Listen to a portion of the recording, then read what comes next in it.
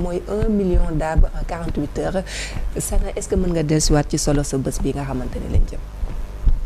Merci beaucoup Adji et maa ngi remercier waat par rapport à l'invitation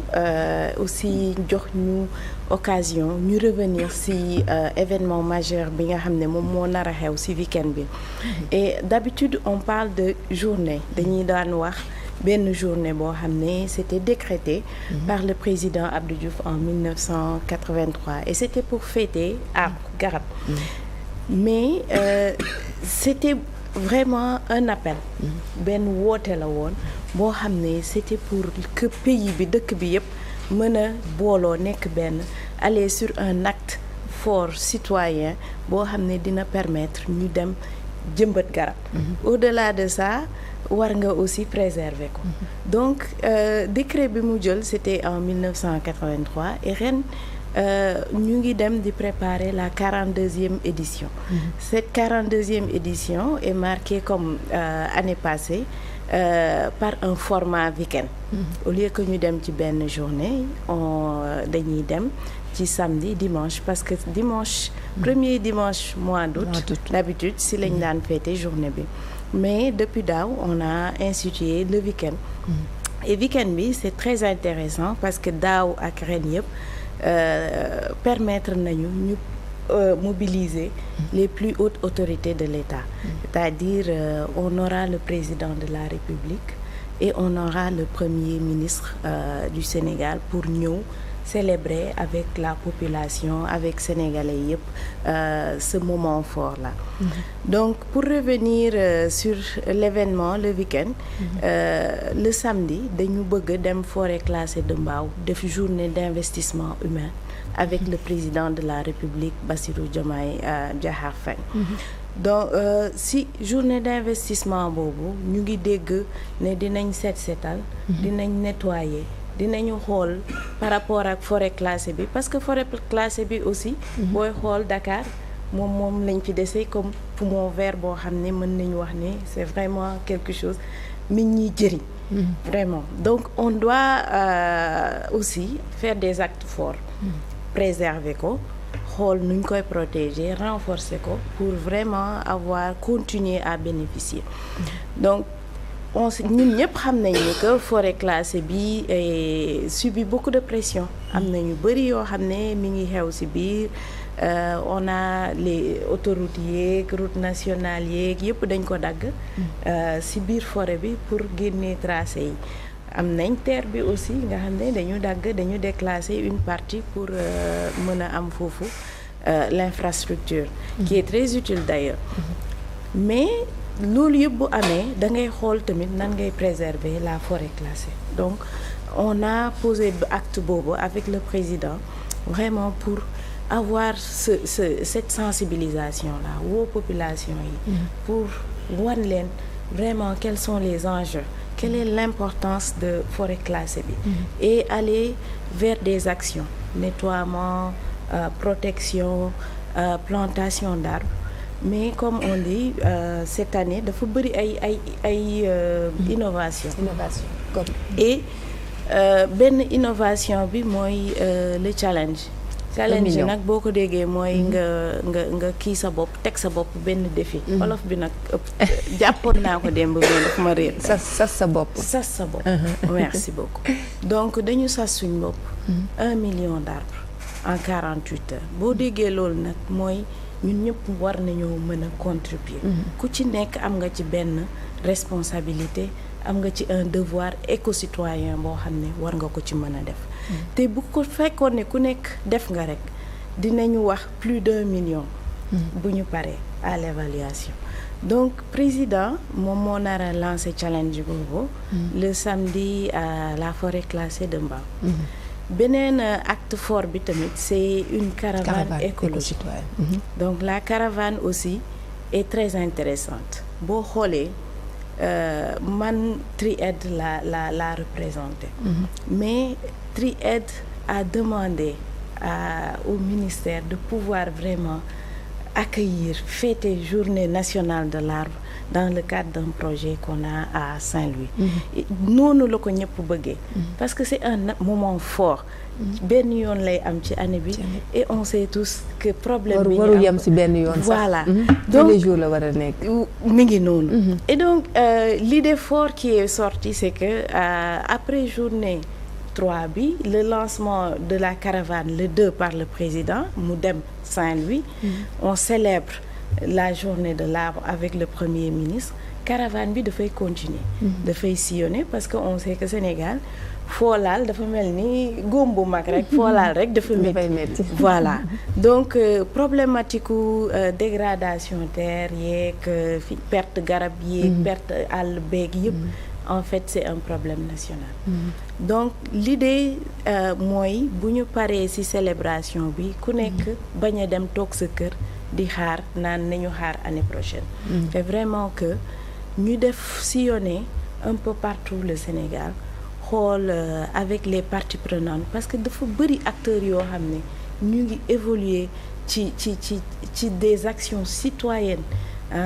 di protéger la forêt, di restaurer, di defaraat vraiment. Il y a beaucoup d'initiatives à travers le pays. donc je pense que la caravane dina permettre au ministre bu mënul visiter initiatives yi yëpp mu mën a au moins visiter quelques initiatives. mën a aussi def des actes forts avec ces personnes-là ñu bañ a limiter wu seulement si planter jëmbat mais avec beaucoup d'autres activités sont compris si biir caravane bi. donc voilà deux moments deux actes très forts, deux innovations. et le dimanche ce sera avec le premier ministre dans la forêt classée de Raw mi ngi nekk Saint-Louis. et ñun ñëpp xam nañ ni que Saint-Louis subit beaucoup de pression. bu fekkee ne bu tayee ñu ne climat bi la bu subaa ñu ne xorom bi gagné na ko gannaaw suba. c'est ça waaw y a le fleuve qui déborde. vraiment Saint-Louis subit beaucoup de pression. climatique écologique et beaucoup d'impact. la jur dafa jur ay yàqu-yàqu yu bari. donc célébrer à Saint-Louis aussi est un moment fort, est un acte fort. mu mën a woo toutes les parties prenantes ñi nga xam ne ñu ngi ci milieu bi ñoom ñëpp ñu mën a demandoo xoolandoo sensibiliser ndoo defandoo des actions de restauration xàcceendoo dërëndoo voilà mi ngi noonu léegi comme chaque édition dañuy tànn thème te bu ren bi gis nañ ne reboisement souveraineté alimentaire et développement territorial la ñu daal di tànn ban jàngat nga am ci thème boobu. waaw thème bi dafa refléter en fait ñun suñu situation actuelle man noonu laa ko jàngate parce que dëkk bi comme li ñu wax boo jëlee Sénégal nga xar ko ñett benn bi boo xoolee perte na garab dégg perte na ay teeram yoo xam ne c'était cultivable xorom si gagné na ko donc on a à peu près 34%, plus de 30% de terres dégradées. Donc loolu boo xoolee la thématique reboisement kon dafa war a am dañu war a jëmbat garab ñu jël souveraineté alimentaire muy beneen point boo xam ni que c'est dans les urgences dafa dañu war a am ñun suñu autonomie suñu souveraineté mais boo xoolee ñaari kii yu ñu indi garab yi ñu indi mango bi ak baobab da ngay gis ni que dafa nekk deux fruits yoo xam ne si je peux dire qui vont fortement contribuer dinañu jouer lu bari ci alimentation au niveau des ménages mais malheureusement da ngay gis ni que dafa xaw a nekk di am benn rareté boo xoolee zone Sangalkam bi dafa daan am mango garab yu bari mais maintenant l'urbanisation nous a rattrapés et c'est normal mais boo perte fii ñu xool beneen stratégie bu ñuy lal pour amaat feneen donc la souveraineté alimentaire pour man ça fait partie des choses que chaque État autonome doit avoir donc le baobab le manguier ñaar ñooñu dañuy ñëw contribuer fortement et boo xoolee mën nga jëmbat tey benn mango mais mën nga yaakaar fii ak 5 ans vraiment nga am ay fruits mais baobab bi moo gën a intéressant sax boo ko jëmbatee tey ñun peut-être Dakar xamuñu loolu mais boo demee dans les zones un peu plus éloignées da ngay gis ne dañuy utiliser feuilles yi ci seen sauce sur beaucoup de choses. man su ma génnee damay kontaan parce que dinaa am occasion changer de nourriture vraiment imprégné wu et c'est des plats yoo xam ne c'est très bon et ça diversifie les alimentations dina tax aussi nga am ferñeent yi nga xam ni que peut-être ñun Dakar dañuy dem pharmacie dem jënd mais boo xoolee feuille de baobab bi li mu renfermer en termes de nutriments c'est très intéressant donc ñaar yooyu aussi c'est boo xoolee reboisement souveraineté alimentaire développement territorial durable wax nañ fii dans les priorités de l'État qu'il faut aller sur des pôles territoires donc la vision Sénégal 2050 est très claire wax na ni mu bëggee demee vers ces pôles territoires là et donc xam nañ ñun ñëpp que boo amee des actions de reboisement nga am sa souveraineté alimentaire développement territorial durable tamit c'est un point super important boo xam ne war nañ ko xool et xam nañ ni que jëmbat garab war na mën a dem vers ce développement là dinaa ci ñëw un peu ci kanam sur jëmbat garab en dehors de bénéfice lekk bi lan lañ ci mën a amaat mën nga ci ñëwaat léegi nii rek mën naa ci ñëw léegi mooy par exemple su may jël benn projet bu intéressant que nga xam ne Tri-Ed mi ngi koy implémenter à Tambacounda muy projet forêt olympique ñu ngi ci liggéey avec le comité olympique international nga xam ni que ñoom dañuy voyager lu bari donc booy voyager da ngay def ay émissions de carbone booy def émission de carbone yow yaa ngi lor environnement bi yaa ngi lor alam bi donc ñoom ils ont pensé à jëmbat ay garab pour mën a am plus absorber le carbone parce que garab li may wax au-delà de li ngay lekk ak li ngay naan benn kiiwam bu gën a am importance mooy dafay absorber le carbone donc les pollutions tout ça boo amoon tey garab fii di nga gis ni peut-être pollution yi ñuy jàmbat à Dakar dina wàññeeku bu baax dina nga gis aussi que fu garab bëri foofu dañuy am tendance à avoir plus de pluie foofu ngay ëppale li muy taw li ngay am ci taw ci ndox donc à Tamba dañu am foofu benn projet boo xam ne dañuy jëmbat garab yi bu ñu jëmbatee garab yi muy absorber les émissions CO2 parce que ñii am nañ conscience boo xam ne éco-responsable boo xam ne nee nañ ñun de li ñuy voyager bëri na par exemple li ñuy def émission carbone bëri na donc dañuy jëmbat pour compenser mais boo jëmbatee bénéfice bi ngay am ci garab mooy am nga ker am nga kii parce que tamit on recrute les femmes ñun Tri-Ed li ci ëpp jigéen ñi la ñuy liggéeyal au niveau des pépinières ay jàmbaar lañ voilà donc on a d'excellents résultats dañuy am résultat bu ñu defee loolu ba pare di nga am benn revenu économique dañ leen fay mais au-delà de ça dafa am benn marché qu'on appelle le marché volontaire de carbone boo xam ne dañuy ñëw xool ne ñun Tri-Ed def nañ liggéey bi avec le comité olympique international jëmbat nañ ay garab te garab bi dafay absorber les CO2 donc ñoom ñu vérifier ne effectivement def nañ liggéey bi ni mu waree ñu calculer parce que mën nga calculer léegi garab bu nekk ñaata CO2 la mën a absorber ñu calculer nga dem ci après xool ñaata nga absorber de manière générale bu ñu paree liggéey boobu noonu les communautés li ñu am li ñu vérifier certifié en carbone dañ leen koy ñëw fayaat donc au-delà de tout ce qu'on dit reboisement bi baax na souveraineté alimentaire développement territorial durable benn solution mu ngi noonu par rapport au développement territorial c'est-à-dire aller sur le marché volontaire de carbone boobu benn la rek il y a beaucoup d'autres initiatives qui vont permettre avec ni ngay jëmbatee garab nga am d'autres revenus économiques. Voilà. ni ngay jëmbatee garab ak garab yi ngay jëmbat ci boppam parce que zone bu nekk ak plan yi nga xamante ni ñoo fa adapté comme bu ñu demee ci yenn ci ay gox yi nga xamante ni xorom si da ko nangu am na yenn plan yoo xamante ne boo ko fa jëmbatee du survivre ndax taux de salinité bi fa nekk. Oui, c'est boobu moom c'est une excellente question. Et balaa ngay dem ci benn zone ngay jëmbat par exemple on parle de Saint-Louis. ñun on a Tri-Aid am na foofu un projet boo xam ne dafa war a jëmbat 500 000 arbres cette année mais pour nga def loolu il faut nga dem wax ak les communautés parce que liggéey bi c'est pour les communautés avec les communautés.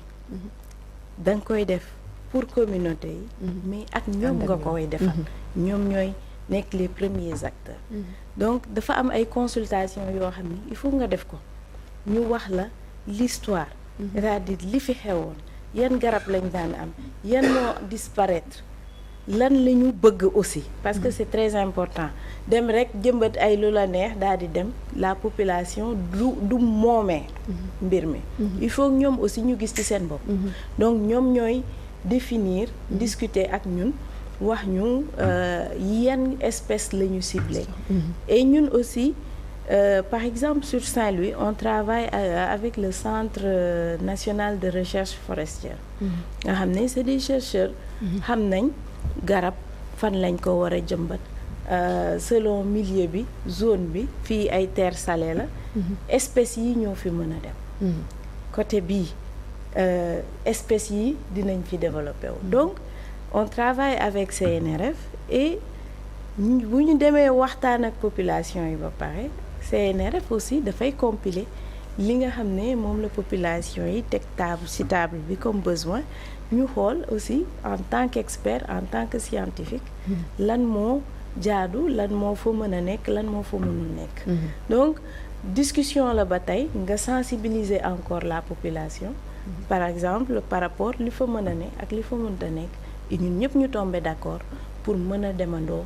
planter ndoo les 500 000 arbres par exemple donc noonu lay dem effectivement et ci dëgg la jëmbat garab baax na mais toppatoo ga ca war est-ce que ministère bi aussi mi ngi taxaw ci loolu et toujours on a l'impression que ni journée nationale de l'arbre rek la ñuy gis engagement boobu ministère bi est-ce que am na yeneen jéego yoo xamante ni mi ngi koy def bu weesoo journée bi waaw ministère bi dafa bëri ay département ci biir bëri na ay direction des centres tout mais su ma waree citer dinaa citer la direction des eaux et forêts chasse conservation des zones dinaa citer aussi l'agence sénégalaise de reforestation et de la Grande Muraille Verte dinaa citer aussi le centre de suivi écologique suñ ne la direction eaux et forêts ASER-GMV ñu ngi def liggéey bu am solo par rapport ak non seulement plantation bi boo jëlee par exemple ASER-GMV am na direction reforestation nga jël la direction eaux et forêts am nañ division reboisement donc c'est spécifiquement dédié aux actions de reboisement loolu rek mooy seeni liggéey maintenant boo demee ba ci biir nga planter ba pare ñoom aussi ñu ngi def beneen liggéey ci suuf parce que boo laa ngay wax suivi sax mooy nga toppatoo boo toppatoowee ba pare ba mu leer la ni que lii mën na dund am na doole pour demal boppam ngay door a continuer ce suivi sur une année sur 2 ans sur 3 ans donc ñoom aussi ñu ngi ciy def liggéey bu am solo am nañ ay outils qui leur permettent ñu def seen suivi je veux parler ay drones ils ont tout ça la même chose avec centre de suivi écologique parce que boo defee nga jëmbat ba pare di nga am aussi ay risques yoo xam ne dinañ ñëw je veux parler des feux de brousse que tout le monde subit donc yooyu yëpp ça permet de suivre anticiper di def ay actions pour bañ a am ay feux de brousse tijji ay pare-feu def vraiment ils font un travail extraordinaire su ma ñëwee ci Tri-Aid par exemple ñun bu ñu planter ba pare et je pense que loolu liggéey boobu le Eaux et Forêts ak ASER-GMV di def aussi da ngay répertorier des coordonnées GPS yoo xam ne daf lay tax nga mën a suivre boo suivre nga mën a def sa ay évaluation sur une année sur 2 ans et su ma jëlee Tri-Aid de manière générale ñun bu ñuy xool bu ñu planté 100 arbres mooy téeméer yaakaar naa di nga am 70% de taux de survie. Macha Allah. waaw donc c'est des études yoo xam ne il faut nga koy def ça permet de suivre et vraiment le ministère mi ngi ciy liggéey ASER-GMV et autres structures déconcentrées et ainsi que les partenaires yeneen partenaires yi ñoom ñëpp je pense que ci sens boobu la ñuy dem mais juste pour continuer ci question bi cette année dañu challenger population bi ne leen jëmbat leen 1 million mais ñun aussi dañ leen di jàppale ngeen di def seen suivi plan yi parce que idée bi ñu am mooy ku ci nekk war nga mën a toppatoo sa benn garab et ça va contribuer dafay def un mouvement national bu ñu jëlee yëpp teg ko ci balance bi dina mën a peser très lourd donc à travers challenge bi dañu am benn application mobile bu ñu développé nga xam ne ku jëmbat mën nga def sa photo def sa benn capture boo mënee jël GPS nga jël sa GPS nga yónnee et ñun ñuy suivre au fur et à mesure d'ici année prochaine ñu xool challenge bi nan la mujjee et ça nous permet de réajuster parce que yaakaar naa ne dinañ ñëwaat ci challenge yi des années et des années. incha allah waxtu bi moo ñu daal di xoj ma bàyyi la nga tàggatoo rek très rapidement. waaw remercier encore remercier et aussi di woo Sénégal yëpp ñu contribuer parce que garab ñun bu ñuy wax Tri-Aid dañ naan tree means life garab moom mooy la vie donc dafa am importance ça nous permet vraiment d'assainir ñun suñu environnement di ñu contribuer ñu mën a lekk lu baax boo xoolee garab en français dañ naan médicament pour wax garab bi lay faj donc c'est vraiment loo xam ne daf ñu amal utilité et ku ci nekk war nga mën a am benn mouvement benn élan éco-citoyen boo xam ne dina la permettre nga am benn garab ñun ñu dëkk Dakar par exemple man damay joxe sama exemple doom yi ñoom appartement yi ci balcon yi la ñuy am seen ay plans ku ci nekk et entre eux ils se concurrencent kan moo gën a baax le donc on a vraiment cet appel là ku nekk mën a contribuer bu nekkul sa kër sa appartement ñu xool les places yi nga xam ne foofu la ñu identifier pour mën a def les actions de reboisement et que à l'arrivée ñu mën a am un Sénégal souverain parce que li ñuy jëmbat tey ni ñu ko gisee mooy li ñuy jëriñ d'ici 5 10 15 25 ans am na solo voilà am na solo dina jaajëfal bu baax a baax Sana Diop Dieng may fàttali ne yow yaay nekk directrice pays Tri-Aid Sénégal doon été conseillère technique ci ministère de l'environnement et de la transition écologique noonu la ñuy ñëwee ci seen ganu bés bi ñu ànd dalal ko